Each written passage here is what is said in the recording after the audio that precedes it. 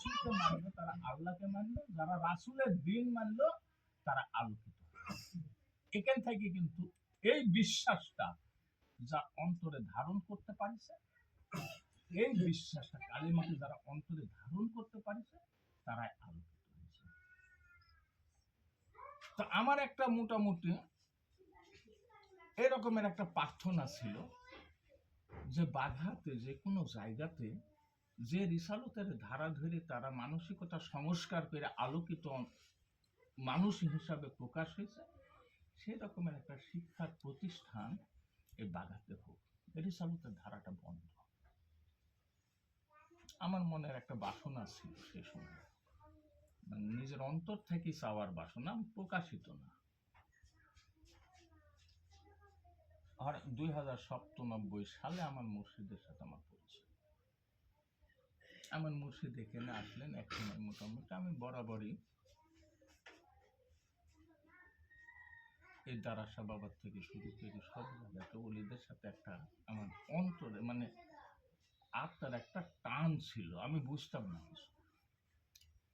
হঠাৎ এখানে মাহফিল করছি বট গাছের তলে, আমার হুজুরকে ওই মাহফিলে দাওয়াত করলাম যে হুজুর, আমি আগের থেকে কিন্তু এখানে মাইক দিয়া এই যে ঈদের সময় মানে আনতাবরি মন বেখিয়াল ভাবে, মানে খেয়াল খুশির উপর যেটা করতে ভালো লাগছে সেটাই করেছি ওলিদের ইয়াতে, বুঝি না বুঝি কোনো ঠিক ঠিকানা নেই।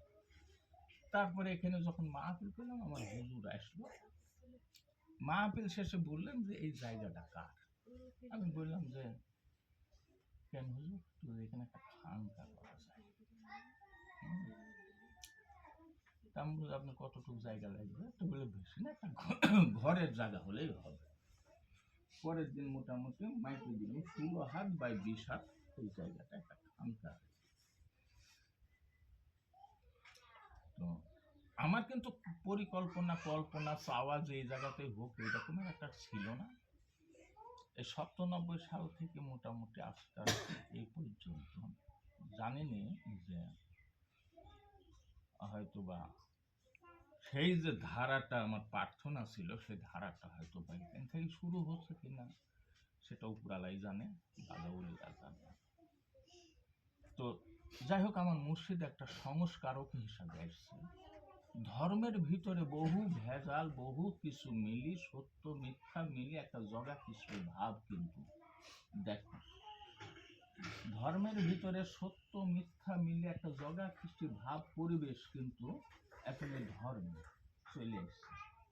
এখান থেকে সংস্কারের অবস্থানটা, নিজের আলোকিত অবস্থানটা সংস্কারের উপরে আমাদের মন মানসিকতা এবং জ্ঞান এবং চিন্তা চেতনা জানা এবং বুঝা, কোরআনের আলো দ্বারা নিজের জীবনকে আলোকিত করা, মূল উদ্দেশ্য, মূল ধর্মটাই এরকম। তো যাই হোক, যে পর্যায়ের যে অবস্থানের উপরে মোটামুটি আল্লাহ যে যার ইবাদত আল্লাহ ঘোষিত ভাবে পছন্দ করি, আমি যৌবনের ইবাদত বেশি পছন্দ করি। এই যৌবনকে যদি তারা যৌবনের অবস্থানের উপরে যদি নিজেকে সংস্কার করি, প্রভুর প্রেমটা নিজের ভিতরে অন্তরের ভিতরে আলোকিত অবস্থান সৃষ্টি করতে পারলে ওই অন্তর কিন্তু আলোকিত হয়ে যাবে। যা মহত বলছে, সাইন্সও বলছে সময় গেলে সাধন হবে না, অসময়ে কৃষি করা, মিশে মিশে খেটে মরা, গাছ যদি হয় বীজের জোরে ফল তো ধরে না, সময় গেলে সাধন হবে। আল্লাহ পাক কুরআনে সূরা বাকারা 67 থেকে 71 নম্বর আয়াতের ভিতরে সময়ের একটা ব্যাখ্যা দিছে নাকি? তোমরা অনেক সময় আমি বলেছি, তুমি দেখিছো কিনা জানিনি, কতটুকু ভাবিছো সেটাও জানিনি। আল্লাহ পাক মুসা আলাইহিস সালামকে বলছে তোমার কওমকে বলো তারা যেন গাভী জবে করে। বাকারা শব্দের অর্থ কিন্তু গাভী, পশু। এই বাকারাটা বুঝতে পারলে পশু থেকে মানুষ ভাবা যাবে। তো যাই হোক, এখানেও একটা সময়ের ব্যাপার আছে, কি বয়সের, যেখানে বলা হয়েছে বাছুরও না এবং বৃদ্ধও না, বাছুরও না বৃদ্ধও না, কোরআনের কথা বলছি, তার মাঝামাঝি। এখানে কোরআনে ব্যাখ্যা দিয়ে বলা হয়েছে হাল চাষ এবং সেচ কাজে ব্যবহৃত হয়নি। তাহলে এখানে একটা সন্ধ্যাতীত কথা আছে, যে মুসার কাওমেরাও বলেছে যে কথার ভিতর সন্ধ্যাতীত। সন্ধ্যাতীত কথাটা কি? যদি গাভী হয়তো হাল চাষ করা যেত, গাভী দ্বারা তো শেষ কাজ হয় না, গরু দ্বারা শেষ কাজ হয় নাকি?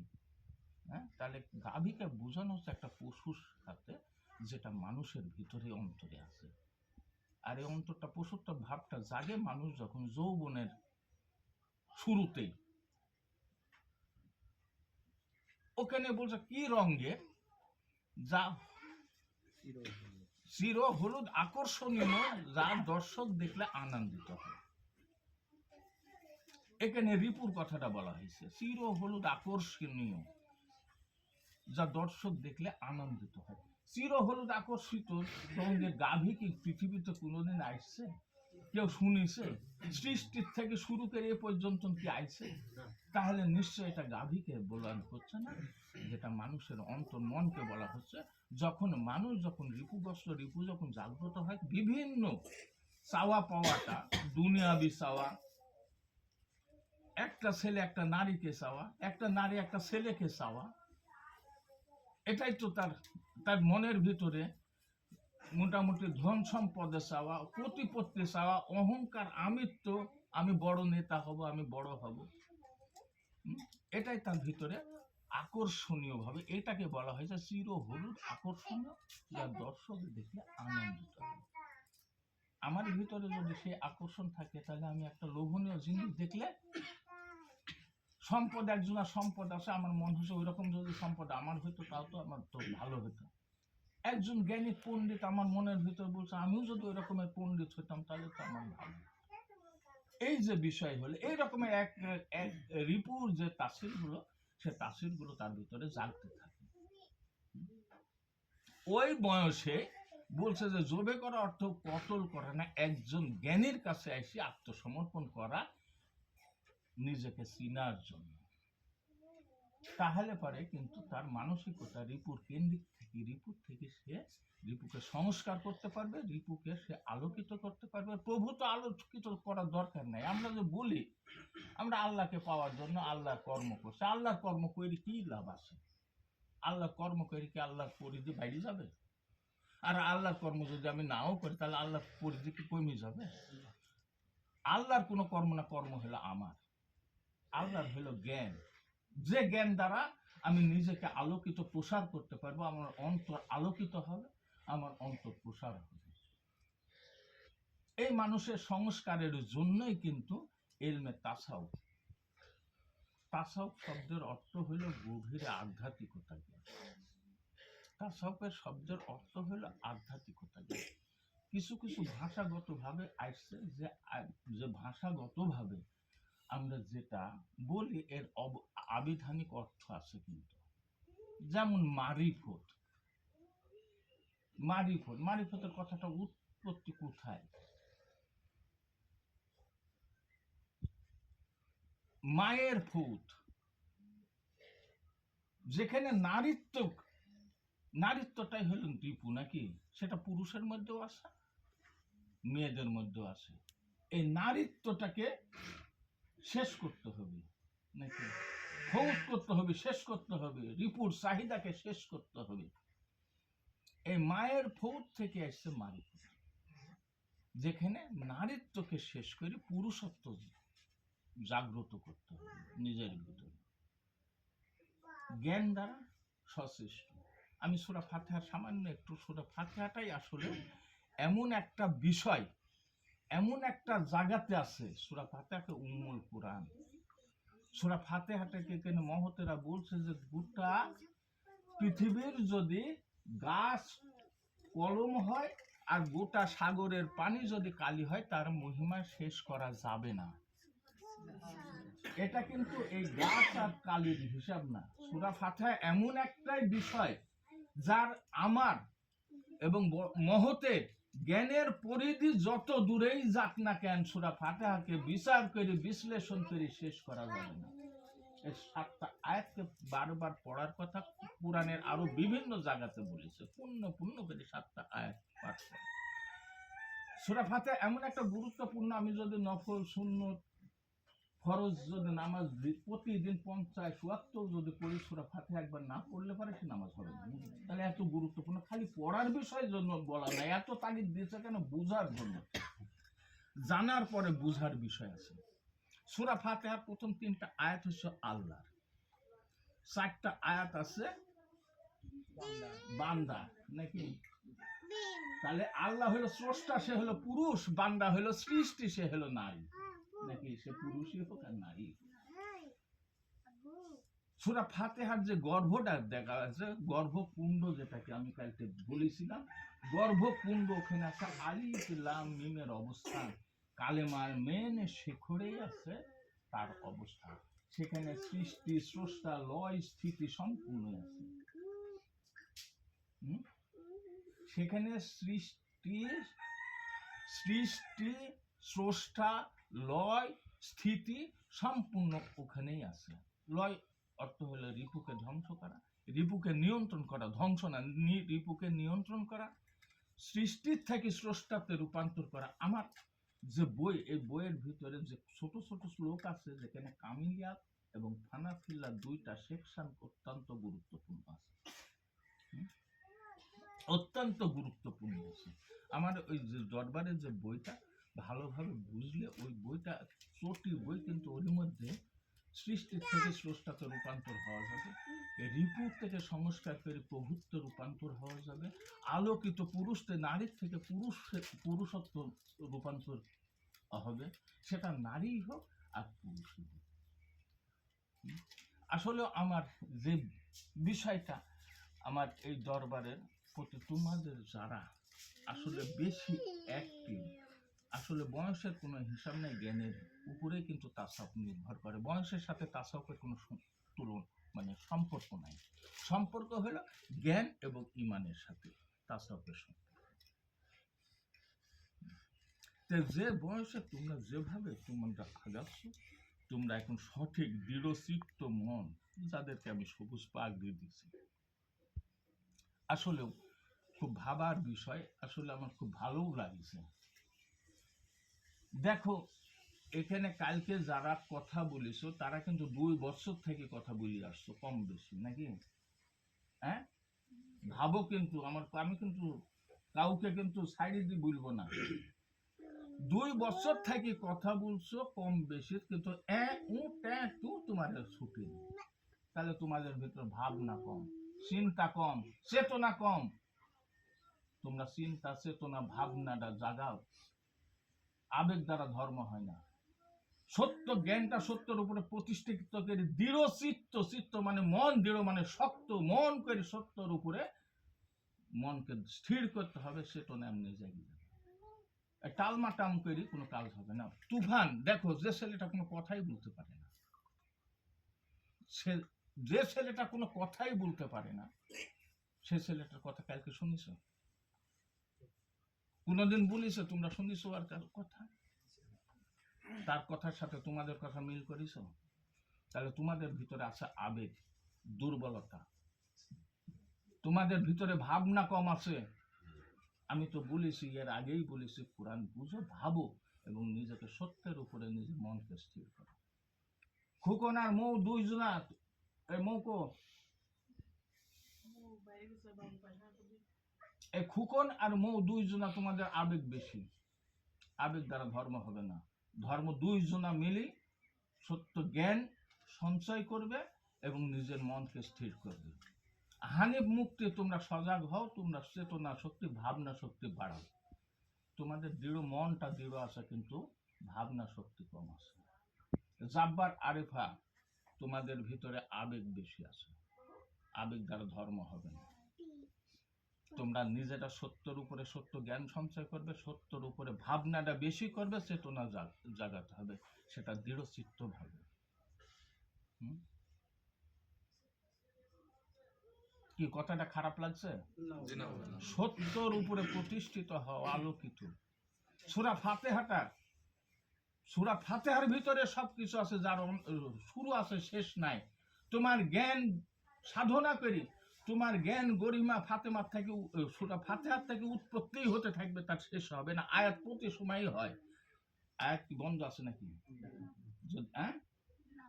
মহতের কালাম বন্ধ আছে? কালামের সাথে কোরআনের মিল আছে।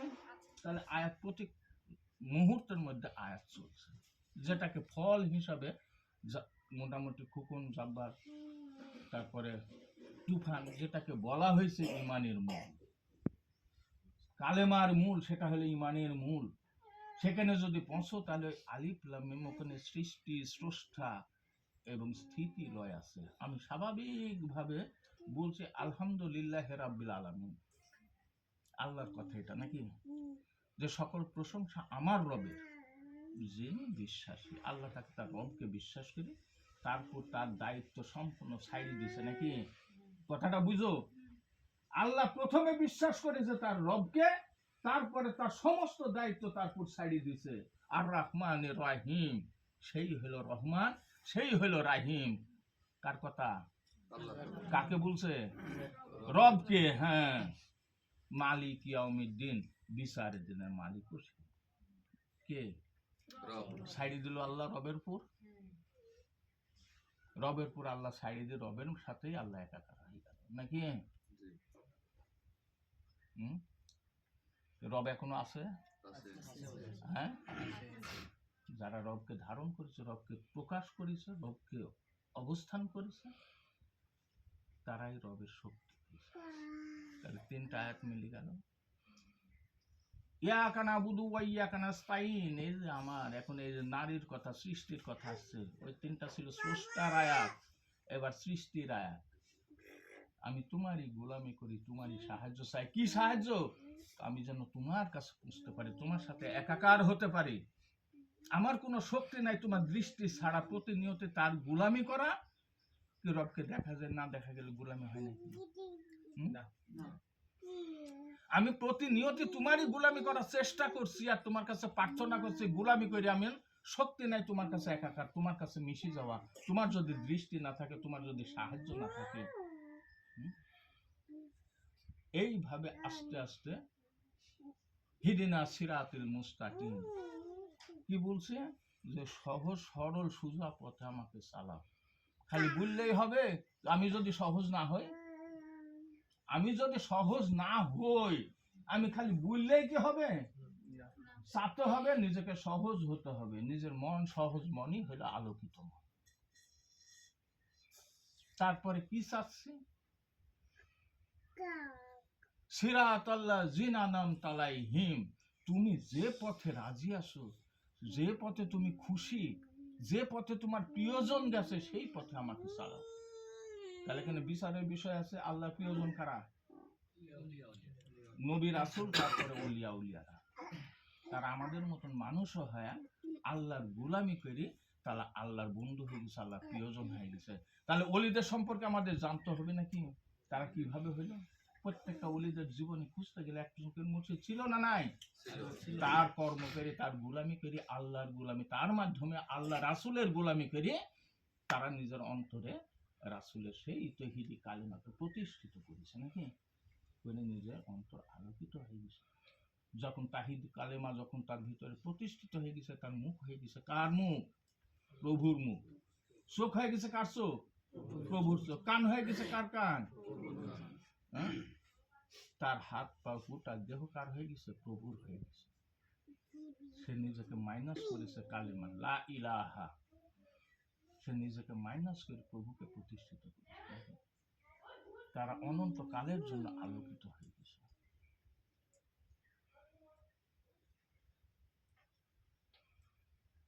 গায়রিল মাগদুবি আলাইহিম ওয়ালা দাল্লিন, আমিন। যে পথে তুমি অখুশি, কাকে বলছে? আল্লাহর কাছে। সে প্রভুর কাছে বলছে, যে পথে তুমি অখুশি, তুমি রাজি না, সেই পথে আমাকে পরিচালনা করো নাকি। এই সাতটা আয়াত, সাতটা আয়াত। তাহলে এই সাতটা আয়াতের ভিতর সৃষ্টি, স্রষ্টা, নারী, পুরুষ সবকিছু আছে। যখনই মোটামুটি আমি গোলামি করছি আলোকিত হওয়ার জন্য, আল্লাহর ওলিদের ধরন পাওয়ার জন্য, আল্লাহর ওলিদের দৃষ্টি পাওয়ার জন্য আমি গোলামি করছি। যখন দৃষ্টি পাই যাব, তখন আলোকিত হয়ে যাবে। তখন নারীর থেকে পুরুষত্ব সে প্রকাশিত হবে, তার ভিতরে থাকে। সৃষ্টির থেকে স্রষ্টাতে রূপান্তরিত হয়ে যাবে সে। কথা কিন্তু খুব কঠিন, গভীরের কথা। আর যদি আমি যদি এটা না ভাবি, না করি, না চেষ্টা করি, না গোলামি করি, নিজের ভাবে যদি চলি, তাহলে কি হবে? আল্লাহ যে ঘোর অন্ধকার, আল্লাহ যেটা অখুশি সে পথেই আমি চলছি। আমার মানসিকতার উপরে আমি চলছি, জ্ঞানের উপরে চলছি নে, আমি রিপোর্ট তাড়নাতে চলছি, আমার নিজের বুঝের উপরে চলছি। সেটা কি? অন্ধকারের পথ। অন্ধকারটাই ঘোর অন্ধকার। কিন্তু ধর্মটা তো আসলে আলোর ধর্ম নাকি? ধর্ম তো অন্ধকারের ধর্ম না। সত্য হলো আলোর, সত্যটা হলো আলোকিত, মিথ্যাটা হলো অন্ধকার। তা আমি ধর্ম করবো, আমি ধর্ম বুঝবো না, আমি ধর্ম করছি, আমার নিজেকে যদি না বুঝি না চিনি আমার ধর্ম, আমি কতটুকু আমি অগ্রসর হইলাম, কতটুকু আমার ভিতর থেকে চেতনা জাগলো, কতটুকু আমি সত্যর সাথে আমি নিজে অ্যাক্টিভ হতে পারলাম, কতটুকু আমি সত্যর উপরে নিজের উপরে সত্যকে প্রতিষ্ঠিত করতে পারলাম। এই চেতনা যদি আমার ভিতরে, এই দৃষ্টি জ্ঞান যদি না থাকে, তাহলে সারা জীবন এই ধর্মের পথে থাকি, কি ধর্ম পক্ষে চলবো না ধর্মের বিপক্ষে চলবো? ধর্ম বিপক্ষে। এবার আসো কোরআনের সূরা বাকারার 1 থেকে 13 নম্বর আয়াতের সাথে নিজেকে মিল। যদি তুমি আলোকিত হতে চাও, নিজেকে মিল করো 1 থেকে 13 নম্বর, যে আল্লাহ কি বলছে আর আমার নিজেকে মিল করা, আমার মন কোন দিকে যাচ্ছে। মনকে ফিরাও। রিসালত শব্দের অর্থ হলো ফিরানো। রিসালত শব্দের অর্থ হলো ফিরানো। আমার গতি, আমার মানসিকতা, আমি রিপুকেন্দ্রিক, আমার চাহিদা দুনিয়াবি, সেখান থেকে আস্তে আস্তে, একবারে হবে না, কিন্তু সংস্কার তোমাকে আস্তে আস্তে করতেই হবে, যদি তুমি সত্যটাকে নিজের ভিতরে ধারণ করার চেষ্টা করো। এটা উভয়ে। আমি এই জন্য যারা সবুজ তাদেরকে বলেছিলাম যে এখানে ক্লাস হবে, এখানে উভয় মিলিত হয়েছে। পিয়ারুল হাফিজ অনেক ধৈর্য আছে ওর ভিতরে, অনেক জ্ঞান তুমি নিজেও জানো ওর ভিতরে জাগিয়ে দিয়েছে। তোমাকে এখন শক্ত হতে হবে, তোমাকে জানার চেষ্টা করতে হবে, তোমাকে বুঝার চেষ্টা করতে হবে। হ্যাঁ, কর্ম করো, কর্ম করতে কারো নিষেধ নেই। এই কর্মের মধ্যে দেয় তোমাকে সময় দিতে হবে কোরআনের সাথে নিজের জীবন মানসিকতা নিয়ে। হ্যাঁ, তোমার বিশ্বাস আছে, অনেকখানি বিশ্বাস তোমার মজবুত হয়েছে, এখন তোমার নিজের জীবনটা মিল করার চেষ্টা করো। ইনশাল্লাহ তোমার ভিতর থেকে ওই তুফানের মতন ভাব প্রত্যেকের ভিতর থেকে জাগবে। প্রত্যেকের ভিতর থেকে যদি আমরা ভাবনা চেতনা জাগাই, যে তুফান কথা বলতে পারে না, কথা বললে পারে অর্ধেক বলে অর্ধেক ঢেকে রাখে। একদিন বকে শুনো, ওই তুফানে কেউ বকেছে, তোরা কথা বলবি। জাব্বারেরও অনেক ঘাটতি আছে, মানসিকতার ঘাটতি। আরিফার জ্ঞানের ঘাটতি আছে, কিন্তু আরিফার মানসিকতা অনেক শক্ত। কিন্তু এই ব্যক্তিটা অনেকটাই লাজুক। হবে না, হবে না, ধরো সত্য আলোকিত হবে না যতক্ষণ পর্যন্ত সত্যর উপর আমার মন শক্ত না করবে, ততক্ষণ পর্যন্ত চেতনা। এই মন শক্ত করতে যাই, দেখো যে আল্লাহর ওলিরা, আল্লাহর রাসূলেরা, তারা কিন্তু ভীতু, তারা আল্লাহকে ভয় করছে, আল্লাহর কাছে প্রার্থনা চাইছে, শয়তানকে ভয় করছে, শয়তান থেকে নিজেকে দূরে রাখার চেষ্টা করেছে। তারা আল্লাহকেও ভয় করে, শয়তানকেও ভয় করে, মাঝখানে একটা শক্ত ইমানি শক্তি তাদের ভিতরে, চেতনা শক্তি জাগ্রত হয়ে গেছে নাকি? তারা কিন্তু পিছিয়ে হেঁটেনি। পিছিয়ে হেঁটেছে নাকি? কোন শক্তির বলে? ইমানি শক্তি, চেতনা শক্তির বলে। সত্যর জন্য সে মোটামুটি যে কোনো সমস্যা, যে কোনো ভাবে তারা সে সমস্যার ভিতরে তারা নিজের জীবনটাকে তারা উপলব্ধি করেছে। আমি ভয় কি করব, কাক করে ভয় করব, আমার তো কিছুই নাই নাকি? হ্যাঁ, আমার যা জীবনে করে ভয় করবো, এটাও তো তারই, আমি তারই কর্ম করবো, যা হয় হবে নাকি? আমি ভয় করব, আমার একটা মোটর সাইকেল আছে 2 লাখ টাকা দাম, কেউ লিয়া যেতে পারে, আমার নাই, আমার ভয় আছে? আমার নাই, আমার তো ভয় নাই। এমনি ভাবে আস্তে আস্তে আস্তে আস্তে দুনিয়াবীর মোহ থেকে নিজের উপরে মোহ তৈরি করে, যে আমার নিজের জীবনটা যদি আলোকিত হয়, তাহলে আমি অমর হতে পারবো, আমি থাকবো না। এই যে আখিরাত, আমি কালকে বলেছি সূরা বাকারাত 1 থেকে 13 নম্বর আয়াতগুলো নিজেকে মিল করো এবং বুঝা শুরু করো। এবার থেকে তোমরা আসলে একটা ডায়েরি রাখবে, এখানকার কথাগুলি কি কি রাখবা, কোরআনের সাথে নিজের জীবনটা ভাববে, মিল করবে। যাতে তোমরা আলোকিত হতে। আসলে এই প্রতিষ্ঠানটা এমন একটা প্রতিষ্ঠান যেটা আমি আস্তে আস্তে অনুধাবনের ভিতরে যাচ্ছি, যে প্রতিষ্ঠানে মোটামুটি আমাদের কর্মকাণ্ড কিন্তু অনেক বড়, কিন্তু ব্যক্তি সংখ্যা অনেক কম। আর যেখানকার যে শিক্ষাটা, এই শিক্ষাটা কিন্তু মোটামুটি তরিকতার ভিতরে এই শিক্ষাটা খুব কম আছে। এখন বাহ্যিক ভাবে কোরআনকে 90 পারাতে ভাগ করেছে, মহতেরা যে ডিরেকশন দিচ্ছে, আল্লাহর ওলিরা যেটা করেছে, রাসূল যেটা করেছে, সেটা বিপক্ষে আমরা চলছি। ধর্মে তালি লাগাতে লাগাতে সত্যটা হারাই গেছে। 90 পারা কোরআন, 60 পারা বাতনে, 30 পারা জাহেরে। বাতনটা খুঁজতে খুঁজতে 30 পারা বাদ দেয়াই দিছে। বাতনটা খুঁজতে খুঁজতে অন্ধকারের দিকে যাচ্ছে, যেখানে কোনো প্রশ্নের উত্তর নাই। তুমি সচেতন হও। আল্লাহর মহতেরা যারা, তারাও কিন্তু প্রত্যেকটা কথা কোরআনের সাথে মিলছে। এই 30 পারার সাথে মিলছে, 60 পারার সাথে কোনো হিসাব নাই, 60 পারা কোনো অন্ধকার। তুমি সচেতন হও। তোমার যে কোনো প্রশ্ন, যে কোনো ভাবে নিজেকে তৈরি করো। যে কোনো প্রশ্ন তুমি কোরআন থেকে দিতে পারো। যে কোনো প্রশ্নের উত্তর তুমি কোরআন থেকে, যদি তোমার চেতনা জাগিয়ে নাকি মানুক না মানুক সেটার বিষয় না, কিন্তু কোরআনের কথাটা যখন বলবে তখন তার মাথাটা একটু সাফ থাকে। আরে কোরআনটা যদি নিজে চেতনা জ্ঞান দ্বারা, চেতনা জ্ঞানটা কার? চেতনা জ্ঞানটা তোমার না, সাধনাটা, ওই জ্ঞানটা জাগানোর দায়িত্ব তোমার। সাধনা দ্বারা চেতনা জ্ঞানটা প্রভু। হ্যাঁ, চেতনা জ্ঞানটা প্রভুর। আমি প্রথমে বলেছি আলাপ শব্দ হইলো উদ্ভাসিত, মাটির নির্যাসিত উদ্ভাসিত শক্তি দ্বারা মানুষ সৃষ্টি। উদ্ভাসিত শক্তি, মাটির উপরে একটা যদি চারা গাছ লাগান যায়, গাছটা বড় হয় কোন শক্তির দ্বারা? উদ্ভাসিত শক্তি। একটা বীজ যদি মাটির উপরে ফেলে, ওই বীজটা অঙ্কুর বাড়ায় কোন শক্তির বলে? উদ্ভাসিত শক্তির বলে। মানুষের ভিতরে সেই উদ্ভাসিত শক্তি আছে, যা সাধনা দ্বারা জাগাতে হবে। এটাই তোমার দায়িত্ব। ওই চেতনা শক্তিটা দায়িত্ব। এই চেতনা শক্তি জাগাতে হলে পরে তোমাকে একটু মনোসংযোগ করতে হবে, একটু ভাবতে হবে এই চেতনা শক্তি জাগানো নাকি। হানিফ মুক্তির এটা তোদের সাহস আছে, কিন্তু ওদের জ্ঞান কম। তোদের জ্ঞানটা জাগাতে হবে। জ্ঞানটা জাগাতে হলে ভাবনাটা জাগাতে হবে।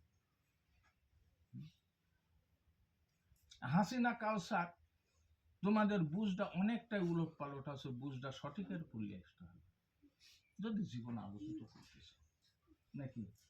আর যদি মনে করো যে না আমার বুঝেই চলবো, আর কারণ সেটা তোমার দায়। তার কারণ যে আমি যতই কথা বলি, যতই মাথা ঠকি, যত যাকে ইঙ্গিত করে বলি না কেন, সে বুঝটা যদি তোমরা নিজের বুঝটা যদি না ধরো, নিজের মনের সাথে যদি না ধরো, আমি যদি ওয়ালের সাথে মাথা ঠুকিও যদি মাথা ফাটা ফেরাবেরা করে দিই, হবে না নাকি হবে? নিজের বুঝটা, নিজেকে সত্য বুঝটা ধরে আলোকিত জীবন কিন্তু আমার তোমার কারোই কিন্তু স্থায়ী থাকবে না। এটা অস্থায়ী, ক্ষণস্থায়ী নাকি। এর মধ্যে দিয়ে আমাদের অনন্ত কালের, অনন্ত জীবনের হিসাব থাকবে। আজকে সাদুল্লাহ বাবা 500 বছর আগে দুনিয়া থেকে বিদায় হয়েছে, তার নাম কি আছে? তার কাছে হাজার হাজার লোক আসছে কোন শক্তির বলে? তার চেতনা প্রেম শক্তি, ওই আলোকিত শক্তির বলে। যে আলোকিত শক্তির দ্বারা সে প্রভুর সাথে একাকার হয়ে গেছে, প্রভুই তার কর্ম করছে নাকি। সনাতনে আছে যে ভক্তের অধীনে ভগবান। তুমি গোলামি করো প্রভুর, আল্লাহ নিজে বলছে তোমার মাখলুক তোমার হয়ে যাবে। আল্লাহর গোলামি করেছে 20 বছর 30 বছর নাকি, কিন্তু আল্লাহ এখন 500 বছর করে আল্লাহকে বলবে নাকি যে তুমি তো 30 বছর করেছো, এখন আমি আর করবো না, মেলাই তো করবো, বলবে নাকি? এই পৃথিবী যদি 3 লক্ষ বছরও যদি থাকে, তাদের নাম থাকবে শামুদ্দিন বাবা, সাদুল্লাহ বাবা, শাহজালাল বাবা, খাজা বাবা নাকি। তারা হলো কিভাবে? তারা রিপুর চাহিদাকে মাইনাস করে প্রভুর চাহিদাকে চেতনা শক্তির দ্বারা তারা নিজের ভিতরে ইমানি শক্তি প্রতিষ্ঠিত করে তারা আলোকিত হয়েছে। প্রত্যেকের জীবনে দেখতে গেলে দেখা যাবে তারা একজন মুর্শিদ। মুর্শিদটা কিচ্ছু না, মুর্শিদ কিছুই দিতে পারবে না, কিন্তু মুর্শিদের প্রতি যদি বিশ্বাস করে তোমার কর্ম যদি করো, তোমার ফলকে দিবে নিয়তি। তোমার কাছে ওয়াদাবদ্ধ, ভক্তের কাছে, মুর্শিদের কাছে কিন্তু নিয়তি কিন্তু ওয়াদাবদ্ধ না। ওয়াদাবদ্ধ কার কাছে? ভক্তের কাছে ওয়াদাবদ্ধ সে। আমার মতো আমিও একজন ভক্ত, তোমার মতো তুমিও একজন ভক্ত। আমিও আমার মুর্শিদের গোলাম, তোমরাও তোমার মুর্শিদের গোলাম। কর্ম কিন্তু আমার কর্মফল প্রভু আমাকে দিবে, তোমাদের কর্মফল প্রভু তোমাকে দিবে। আমার হিসাবটা হলো সত্যের উপরে তোমাদেরকে পরামর্শ জ্ঞান দ্বারা সত্যের উপরে সত্যটাকে দেখানো, চিনানো, জানানো। কর্ম কিন্তু তোমার নাকি? অনেকেই বলে যায় মুর্শিদ চাইলেই হয়। যদি মুর্শিদ চাইলে, এই কথাটার উপরে যদি এই কথাটা হলো ভেজালি একটা কথা। যদি মুর্শিদ চাইলে, তোমার মুর্শিদ তো ক্ষুদ্র সাধারণ একটা মানুষ। ইমাম গাজ্জালী রহমতুল্লাহ আলাইহির ভক্ত হইল শাহ সুলতান বলকে রহমতুল্লাহ আলাইহি। 17 বছর তার পায়রবি করে মোটামুটি তার জীবন আলোকিত হয়েছে। তো ইমাম গাজ্জালী রহমতুল্লাহ আলাইহি তো বিশাল বড় আল্লাহর ওলি। যা হয়ে গেলে তাহলে তো হয়ে যেত, পায়রবি করার দরকার ছিল কি 17 বছর? এই পায়রবি করার কারণটাই হলো তোমার ভিতরে যে তাগুদি শক্তি, তোমার ভিতর যে মোটামুটি রিপু শক্তি, তাগুদি শক্তি, অহংকারী শক্তি, আমিত্ব শক্তি, সেটাকে গোলামের মাধ্যমে চূর্ণ বিচূর্ণ করতে পারলে তোমার ভিতরে সেই চেতনা শক্তি, প্রভুর শক্তিটা জাগ্রত হবে। এই জন্য মুর্শিদের গোলামি করা, নিজের কর্ম দ্বারাই নিজের চেতনাকে জাগ্রত করা, মূল হিসাবটা এটা। হযরত বাইজিদ বোস্তামি রহমতুল্লাহ আলাইহি, যার ইতিহাসে দেখা যায় মায়ের দুয়াতে সে অর্ধেক ওলি হয়ে গেছে। তারপরে উনার পীর ছিল ইমাম জাফর সাদিক রহমতুল্লাহ আলাইহি। তার কাছে 12 বছর সে তার গোলামি করে পূর্ণ আলোকিত। তো পথ তো একটাই, হ্যাঁ? আমরা আবার পথ প্রতিপাদন যে মুর্শিদ যে তোমার কিছু করা লাগবে না, ধরেই থাকো, ইনশাল্লাহ তুমি আলোকিত হবে। হ্যাঁ, এটা কি আমার কথা ঠিক হবে নাকি? আমার কথা কি ঠিক হবে এটা বলা? তার কারণ পথ তো তাদেরই পথ আমরা অনুসরণ করি। আসলে নিজের ভিতরে জ্ঞান চেতনা ভাবনাটা জাগাতে হবে প্রত্যেকের ভিতরে। আমি চাই তোমরা প্রত্যেকেই আলোকিত হও। আমি চাই তোমরা প্রত্যেকেই আলোকিত হও। এই আলোকিত করা দায়িত্ব সম্পূর্ণ তোমাদের, নিজ নিজ আপন আপন। কালকের হিসাবটা, কাল থেকে যে ক্লাসের পরিবর্তনটা, ক্লাসের ধরনটা তোমরা বুঝতে পারছো। এখন সামনের দিকে মোটামুটি তোমরা নিজেদেরকে ভাবনা, চেতনা এবং সত্যের সাথে একাকার হওয়ার জন্য তোমরা নিজ নিজ ভাবে সতেজ হও, শক্ত হও, সত্যের উপরে অটল হওয়ার চেষ্টা করো। সাধুবাদাতে 3টা কথা আছে, যে 3টা কথা মোটামুটি তারা মানুষকে বিভ্রান্ত করে, থেকে সাবধানে থাকো। আমি এই 3টা কথা অনেক আগেই বলেছি। একটা কথা হলো যে এমন একটা নাম আছে, সে নাম জপলে এমনি মুক্তি পাওয়া যাবে। মুখরোচক কথা নাকি? হ্যাঁ, কথা ঠিক আছে, কিন্তু কথাটা প্রয়োগ পদ্ধতি। এই নাম খুঁজতে খুঁজতে তুমি একটা সাধুর পিছনে যাবে, 6 মাস পরে তোমাকে একটা নাম দিবে, তুমি মনে করবে নাম পানো।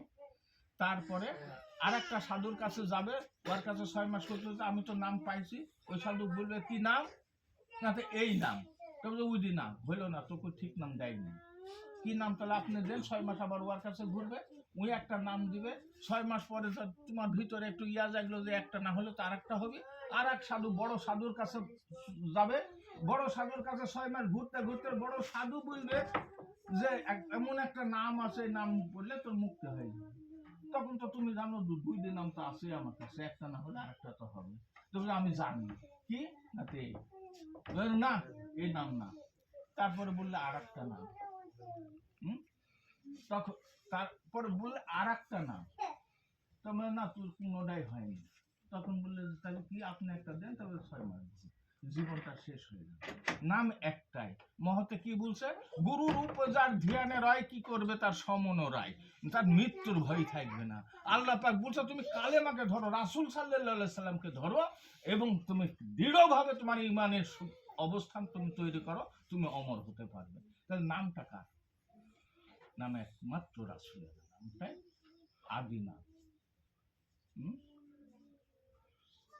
সেটা জ্ঞানের উপরে উপলব্ধির সাথে ধরতে হবে, এই নামের উপরে আর কোনো আমানত। আর একটা হইল আমানত, আমানতকে রক্ষা করো। আমানতের দিক যা খুঁজতে খুঁজতে আমানতের এমন একটা জায়গা সৃষ্টি করে, আল্লাহ সূরা আহজাবের 72 নম্বর আয়াতে বলছে যে আমি এই আমানত পৃথিবী এবং পাহাড় পর্বতের উপর অর্পণ করতে চাইছি, ভয়ে তারা আতঙ্কিত কেউ নেয়নি। শেষে নিল একটা দুর্বল মানুষ, যা তারা বেপরোয়া, বুঝে না। তাহলে পরে আমানত, আল্লাহর যে আমানতটা এক মানুষ ছাড়া কারো কাছে থাকার কথা নাই, নাকি না আছে? কুরআন বলছে সূরা আহজাবের 72 নম্বর আয়াতে, কুরআন বলছে, তাহলে মানুষ ছাড়া তো আর কাজ দেয়নি। কিন্তু এই সাধু গুরুর ভিতরে যাবে এমন একটা জিনিস আমানতের সাথে ইয়া করে, যা গরু ছাগল ভেড়া মুরগি সব কিছুর ভিতরে আছে নাকি, তাহলে সেটা আমানত কি করে হয়? ভেলু দেওয়া ভাবতে হবে নাকি, তাহলে সেটা আমানত। আর একটা আছে টল অটল। টল অটল, টল অটলের হিসাবটাও তারা বিভিন্ন ভাবে, বিভিন্ন মন্তব্যে, বিভিন্ন রকমের ভাবে তারা প্রয়োগ করে। টল অটল, টল অটল হলে ইমানে, টলে জীব অটলে ঈশ্বর, বুলে ঠিকই, টলে জীব অটলে ঈশ্বর, বুলে ঠিকই, কিন্তু তাদের প্রয়োগ পদ্ধতি, ফর্মুলাটা তাদের বিপরীত। টল অটলের হিসাবটা হলে, হ্যাঁ টলে জীব, যদি ইমান আমার তৈরি যায় তাহলে আমি জীবে পরিণত হয়ে যাব। যার কোরআনের ব্যাখ্যা অনুসারে যেটা ঈশ্বর লাভ করলো অটলের উপরে, ইব্রাহিম আলাইহিস সালাম, নাকি কোরআনের কথা। ইব্রাহিম আলাইহিস সালামকে যখন অগ্নিকুণ্ডের উপর যখন দাঁড় করা দেওয়া হলো, তখন তার মনে রিপু শয়তান বলেছে তোকে তার বাঁচানো যাবে না, নমরুদের অগ্নিকুণ্ডে তুই মরি ভস্ম হয়ে যাবে, নমরুদের কাছে যা, তুই ক্ষমা চা, অন্তত প্রাণ ভিক্ষা পাবে। ইব্রাহিম আলাইহিস সালাম কি বললো? আমি এমন আল্লাহর ইবাদত করিনি যে আল্লাহ আমাকে দেখে না, যে আমার কথা আল্লাহ শুনে না, সে আল্লাহর ইবাদত আমি করিনি। আমার আল্লাহ যদি আমাকে পুরাই মারি যদি খুশি হয়, আমি তাতেই খুশি, আমার কিছু নেই। ইমানের অটল নাকি। এবার অগ্নিকুণ্ডে ফেলে দিল, কি হলো? আঘাত, আল্লাহর সাথে সে একাকার হয়ে গেল। আল্লাহ যেখানে একাকার হয় যায়, আগুনের শক্তি আছে নাকি তাকে পোড়ায়। ইব্রাহিম আলাইহিস সালামকে অগ্নিকুণ্ড থেকে যখন বের করা হলো, তাকে বলা হলো অগ্নিকুণ্ডের ভিতরে আপনি কিভাবে ছিলেন?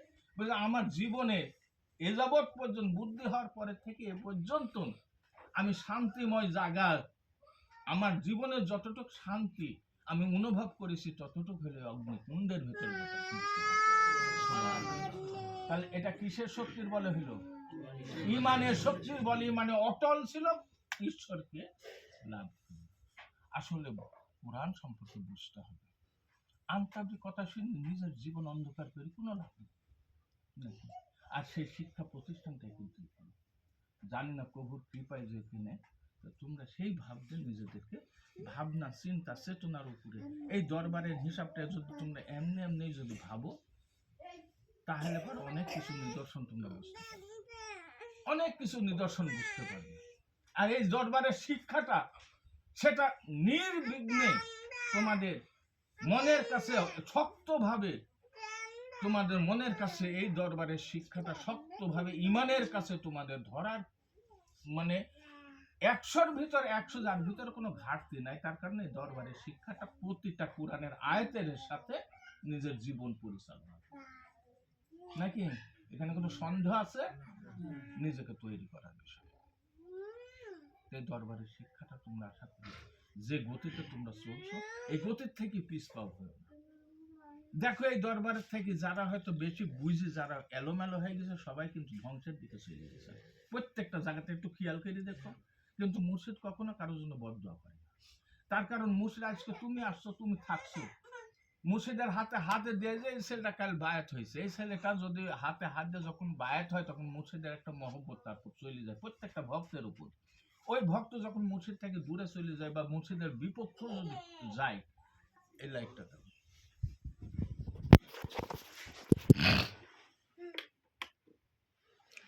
মুর্শিদের বিপক্ষেও যদি যায়,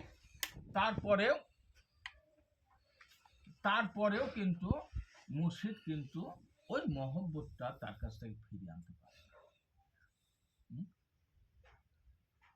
মুর্শিদ কিন্তু প্রভুর কাছে দোয়াই করে যে তাকে সুবুদ্ধি দাও, সেজন্য আবার ফিরে আসে।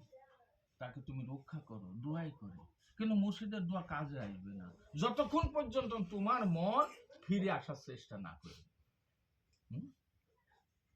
কিন্তু মন তোমাকে ফিরে আসতে দিবে না। কারণটা কি জানো? মনের ভিতরে যে রিপু শয়তান আছে, সে তো ওয়াদা করেছে প্রভুর কাছে যে এই আদমের জন্য আমি অভিশপ্ত হইলাম, আমারও সর্বাত্মক চেষ্টা করে আমি প্রতিজ্ঞা করছি এই আদমকে তোমার সাথে যাতে না ভিড়তে পারে, আমি তার ভিতর বাহির ডাইন বাম থেকে বিচলিত করি, আমি তোমার থেকে দূরে নিয়ে আসবো। এবার তুমি এখানে আসছো, চলছো ফিরছো 2 বছর 5 বছর, অনেক কিছুই মানে মোটামুটি সবাই জানলো যে তুমি একজন ভালো বুঝো, ভালো জ্ঞানী। কিন্তু তুমি যখনই তুমি নিজের বুঝে চলতে চলতে একসময় যখনই দরবার থেকে দূরে চলে যাবে, তখন তোমার মন তোমাকে শক্ত করে ধরবে যে তুই কি লজ্জা যাবো এখন, তোর তো এতদিন তোর তো ভালোই সম্মান করেছে, জ্ঞানী বলে জানিছে, কিন্তু তোর তো এখন সবগুলো ধরে ফেলেছে যে তোর উলট পালট কথা, তুই মোটামুটি সত্যর হিসাবে তোর ভিতরে নাই। তো এখন গেলে পরে তোর তো আর ভালো চোখে দেখবে না, নাকি?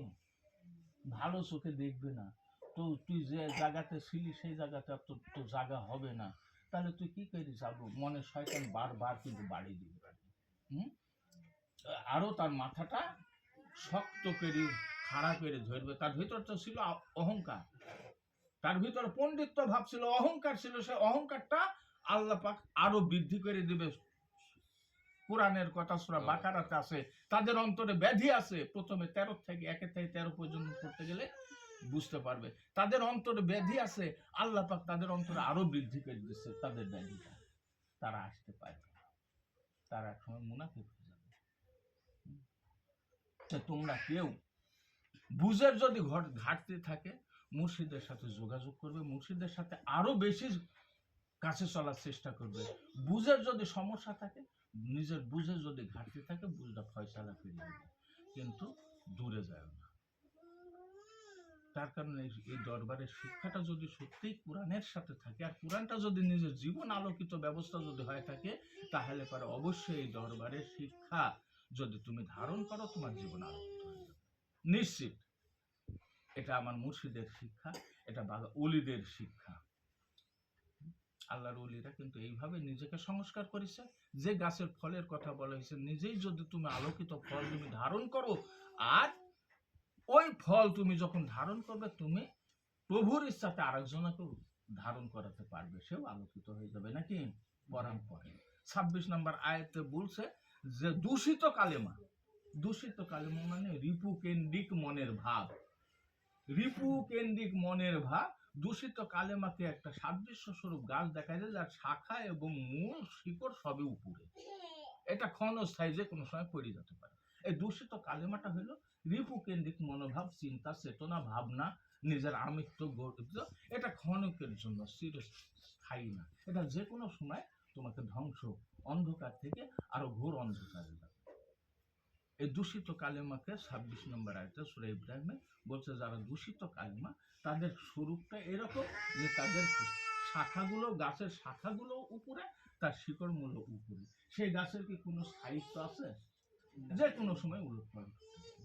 আসলে কোরআনের সাথে নিজের এই জীবনে ইমানকে আগে মিল করতে হবে, ইমানের উপর শক্ত হতে হবে, আর ইমানটা সত্যর উপরে আনতে হবে। সত্য দেখতে গেলে পরে একটা কালেমা তাইবা, যে কালেমা তাইবার শুরু আছে, শেষ নাই।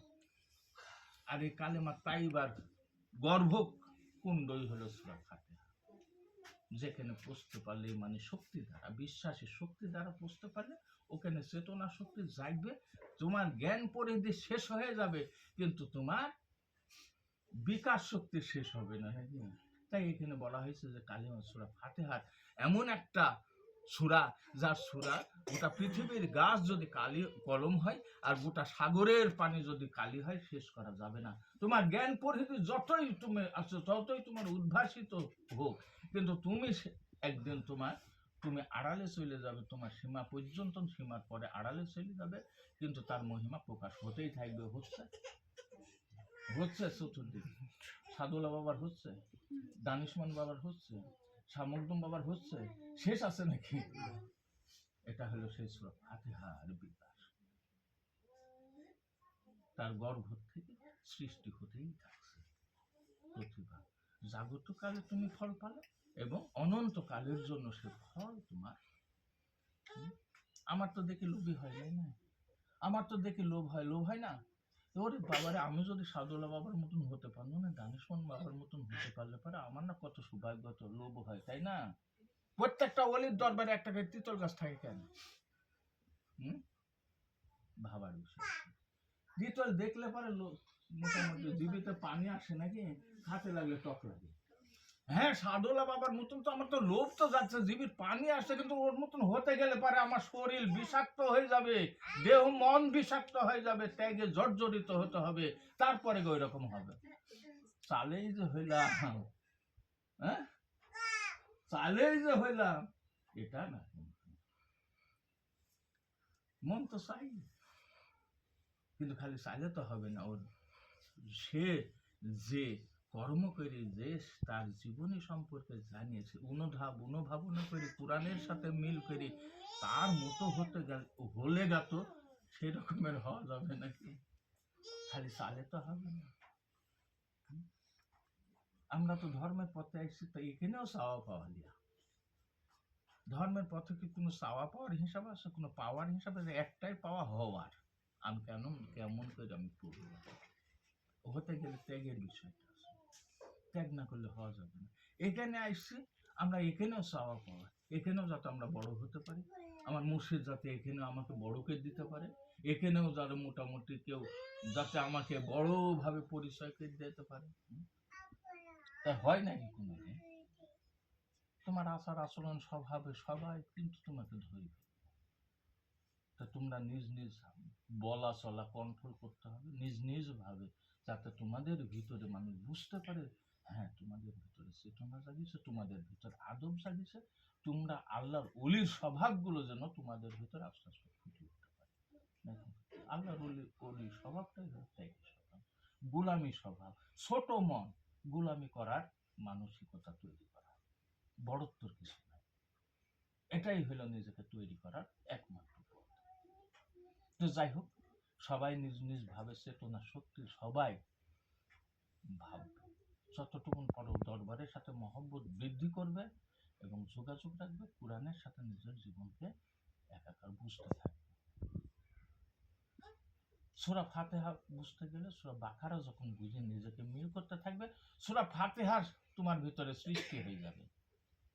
সূরা ফাতিহাই যদি সৃষ্টি হয়ে যায়, তাহলে পরে আর তোমার সূরা বুঝতে, কথা বুঝতে আর তোমার সমস্যা হবে না। সূরা ফাতিহার জ্ঞান দ্বারা, চেতনা জ্ঞান দ্বারাই তুমি কোরআন বুঝতে পারবে।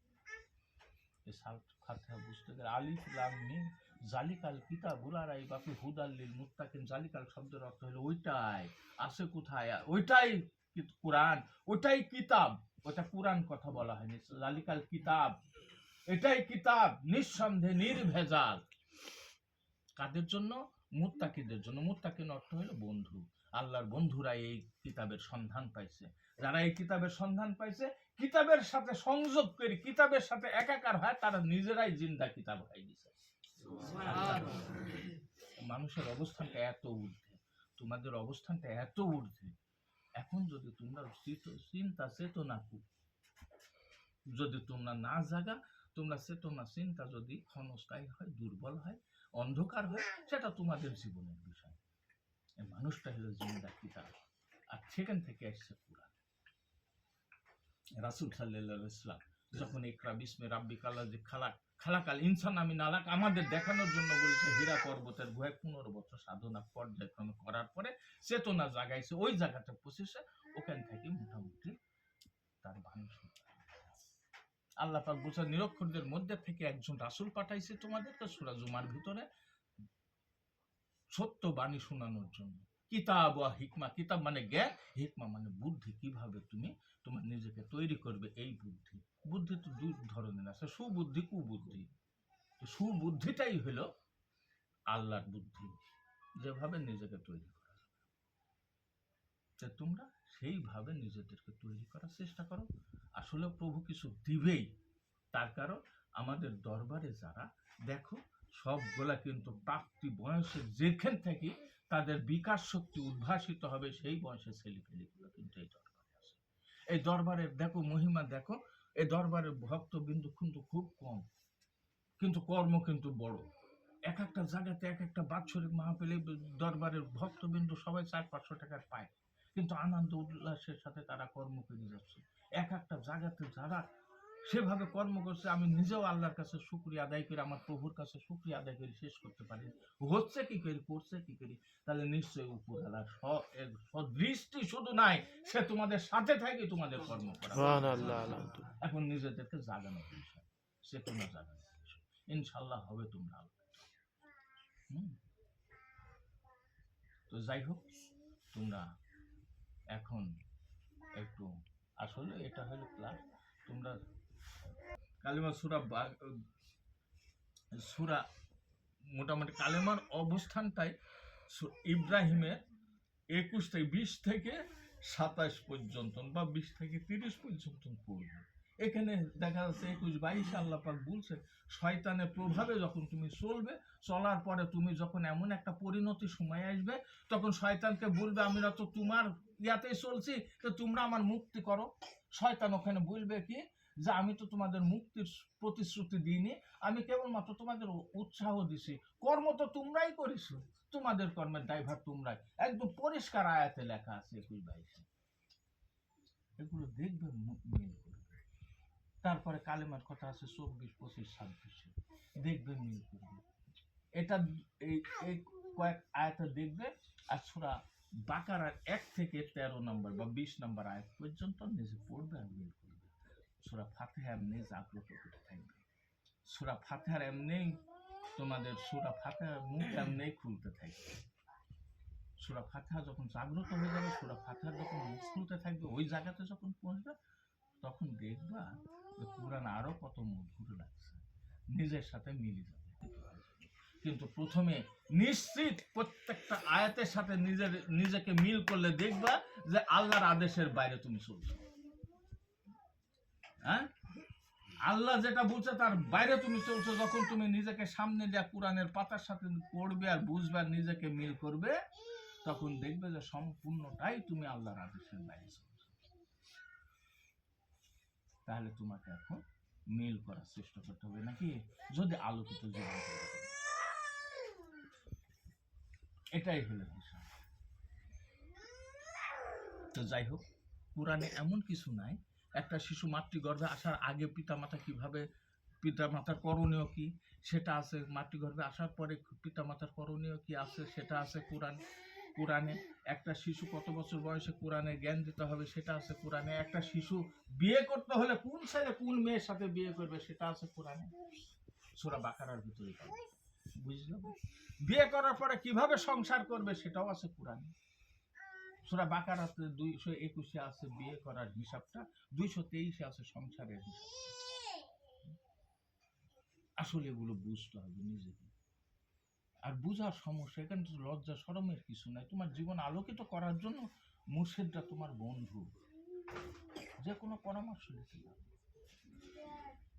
আমার ছেলে পেলে তোমার মাই শিক্ষা দিচ্ছে, কোন বয়সে কোন কি তোমার মাই শিক্ষা দিচ্ছে। এদিকে খেয়াল রাখিস, পেশাবের দিকে খেয়াল রাখিস, রাত্রে কি করিস, ঘুম পাড়িস, ইয়া করিস, ওই করিস, কোনো বাজে খেয়াল করবো না, এটা তোমার মাই শিক্ষা দিচ্ছে। হ্যাঁ, ছেলে পেলে পিতা মাতার সাথে তো ছেলে পেলে বন্ধু নাকি, তাদেরকে শিক্ষা, নিজেকে শিক্ষা অর্জন করতে হবে, তাদেরকে শিক্ষা দিতে হবে। এটাই তো হিসাব, ধর্ম তো এটা। তো তোমরা কিভাবে সংসার করবে, কিভাবে চলবে, কিভাবে কি করবে, আলোকিত করবে। হ্যাঁ, মুর্শিদের তো তোমাদের বন্ধু, তোমরা পরামর্শ করে ধাপে ধাপে ধাপে ধাপে কোরআনের সাথে নিজের জীবন মিল করো। যেখানে বুঝতে সমস্যা হয় সেখানে মুর্শিদের সাথে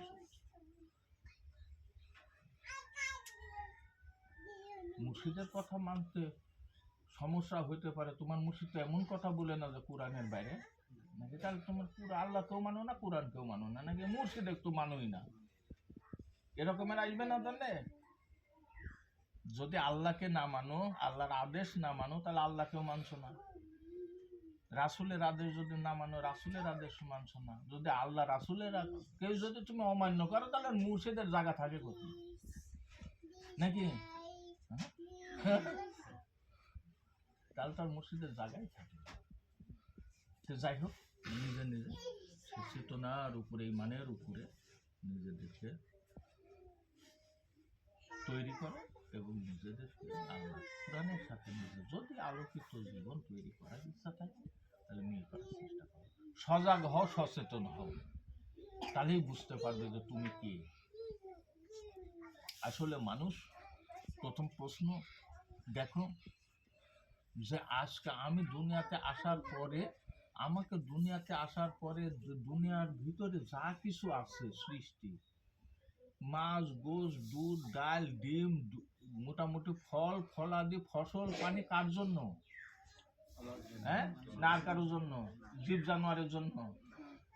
তাহলে একবার ভাববার দরকার আছে নাকি যে আমার জন্য প্রভু এত সাজা দিচ্ছে, তাহলে আমি কে? এই প্রশ্নটা যদি কেউ করতে পারে তার ঠিকানাটা, এই উত্তরটা যা মিলবে সূরা ফাতিহা। বিশাল মজার হিসাব আছে এই জীবনটা। আর যদি অন্ধকারে হয় তাহলে ওই পশুর চাইও নিকৃষ্ট, ওই পশুর চাইও নিকৃষ্ট। আল্লাহ পাকও বলছে প্রাণীর চাইও নিকৃষ্ট হলেই মানুষ, আবার সৃষ্টি শ্রেষ্ঠ হইল না। যার ভিতরে, যার নিকৃষ্ট কেন? আল্লাহকেও দেখা যায় না, শয়তানকেও দেখা যায় না, কিন্তু তার অবস্থান কোথায়? মানুষের ভিতরে। হ্যাঁ, তাহলে যে আল্লাহ দ্বারা যে আলোকিত হলো সে শ্রেষ্ঠ হলো, আর শয়তান দ্বারা যে প্রভাবিত হলো সে ধ্বংস হয় অন্ধকারে। প্রাণীর চাও, প্রাণীরাও কিন্তু এত খারাপ করতে পারে না, প্রাণীর ভিতরে কিন্তু শয়তান নাই, প্রাণীর ভিতর কিন্তু শয়তান নাই। হ্যাঁ, প্রাণীর ভিতর শয়তান আছে নাকি? দেখো একটা বাঘ দাদারা যা করে গেছে, যা খাচ্ছে তার লাতিও তাই খাচ্ছে, দাদারা যে গুহার বাস করেছে ওই তার লাতিও তাই সেই গুহার বাস করছে নাকি? তারা সৃষ্টি তাসিরে চলছে যুগ যুগ পর্যন্ত। হরিণ হরিণের, গরু গরুর, মোষে মোষ, শিয়ালে শিয়াল, সব দেখো যে তাদের সৃষ্টির তাসিরে চলছে। মানুষ কি চলছে নাকি? মানুষ কি চলছে? আমার বাপ পুনি ঘরে বাস করেছে, আমি শালা কিভাবে 3 তালা দেব নাকি? তাহলে বেপরোয়া মন। মানুষ কিন্তু, শয়তান কিন্তু মানুষের ভিতর, শয়তান কিন্তু ওদের ভিতর না। সৃষ্টির হুকুমেই তারা চলছে, গোটা সৃষ্টি এক মানুষবাদী, সবকিছু স্রষ্টার হুকুমের নিয়ম পরিধির মধ্যে তার জীবন চলছে, কিন্তু মানুষের কাজ চলছে। মানুষ হলো বেপরোয়া। আল্লাহ নিজে কোরআনে বুঝে বেপরোয়া। আর এই মানুষকে সংস্কার করার জন্য যুগে যুগে নবী রাসূল, হাদিস, কোরআন, দলিল এসে মানুষকে সংস্কার করে আলোকিত করার জন্য। যারা হয়েছে তারা প্রভুর হয়ে গেছে, আর যারা হতে পারেনি তারা শয়তান। সহজ হিসাব এখানে,